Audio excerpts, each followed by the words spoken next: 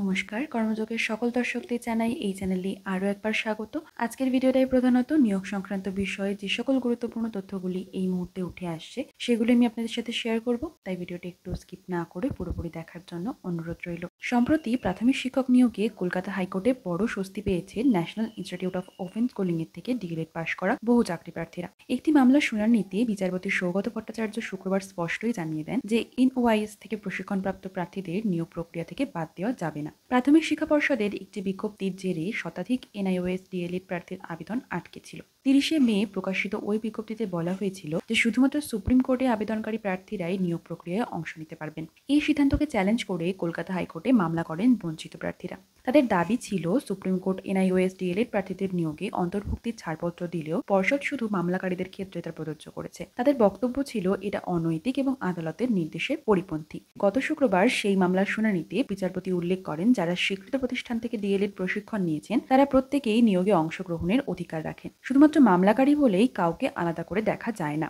আদালতের নির্দেশ পর্ষদকে আবেদনকারীদের নথি যাচাই করতে হবে এবং তাদের নিয়ে একটি পৃথক মেধা তালিকা তৈরি করতে হবে। উল্লেখ্য 2022 সালে প্রাথমিকে 11,765টি শূন্যপদের জন্য শিক্ষক নিয়োগের বিজ্ঞপ্তি জারি করে রাজ্যের প্রাথমিক শিক্ষা পর্ষদ এবং সেই নিয়োগ প্রক্রিয়াকে ঘিরেই বিতর্ক এবং আইনি জটিলতা তৈরি হয়। এবার হাইকোর্টের এই নির্দেশে বহু এনআইওএস থেকে প্রশিক্ষণপ্রাপ্ত প্রার্থীরা স্বস্তির নিঃশ্বাস ফেলেছে। প্রাথমিক শিক্ষা দপ্তর সূত্রে খবর, আদালতের নির্দেশ অনুযায়ী যথাযথ প্রক্রিয়া শুরু হবে খুবই দ্রুত।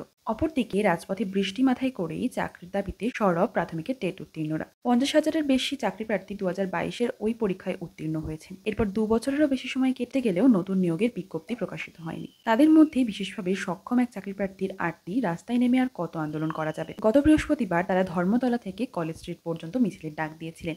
নতুন নিয়োগের বিজ্ঞপ্তি প্রকাশের দাবিতেই তারা সরব ছিলেন। যদিও প্রাথমিক শিক্ষা পর্ষদ সূত্রে খবর, ওবিসি জটিলতায় থমকে রয়েছে টিচার্স এলিজিবিলিটি টেস্ট 2022-এর নিয়োগ প্রক্রিয়া। পাশাপাশি 2023-এর পরীক্ষার ফলাফল প্রকাশও এই কারণে সম্ভব হয়নি। মিছিল থেকেই 2022-এর প্রাইমারি টেট পাস ডিএলএড ঐক্যমঞ্চের বিদেশ কাজী জানান যে আইনি জটিলতায় নিয়োগ না করতে পারলেও শূন্যপদ কতটা রয়েছে সেটা অন্তত পর্ষদ জানাতে পারে। এই শূন্যপদ জানতে পারলে তারা নিশ্চিত হবে যে তারা সকলেই চাকরি পাবেন কিনা। 2022-এর টেট পরীক্ষায় নাম নথিভুক্ত করেছেন 6,90,932 জন। তাদের মধ্যে 2022 সালের 11 ডিসেম্বর পরীক্ষা দিয়েছেন 6,19,102 জন। উত্তীর্ণ সংখ্যা 1,50,495 জন। পরবর্তীকালে শুধুমাত্র বিএড করেছেন এমন প্রার্থীদের নাম তালিকা থেকে বাদ দেওয়া হয়। এরপর 2023-এর মার্চ মাসে ফল প্রকাশিত হয়। তারপর একাধিকবার পথে নামলেও সমস্যার সমাধান এখনো পর্যন্ত অধরা। 2022-এর টেট উত্তীর্ণদের দাবি দ্রুত ওবিসি সমস্যার সমাধান নিয়ে নিয়োগ বিজ্ঞপ্তি প্রকাশ করতে হবে। তাদের আরও অভিযোগ যে এসএসসি চাকরিহারাদের নিয়ে সরকার 3 মাসের মধ্যে ফর্ম ফিল আপের প্রক্রিয়া শুরু করে দিতে পারলেও তাদের নিয়ে কোনো কিছুই ভাবছেন না সরকার এবং সেই কারণেই এই দ্রুত সমাধান চাইছেন তারা।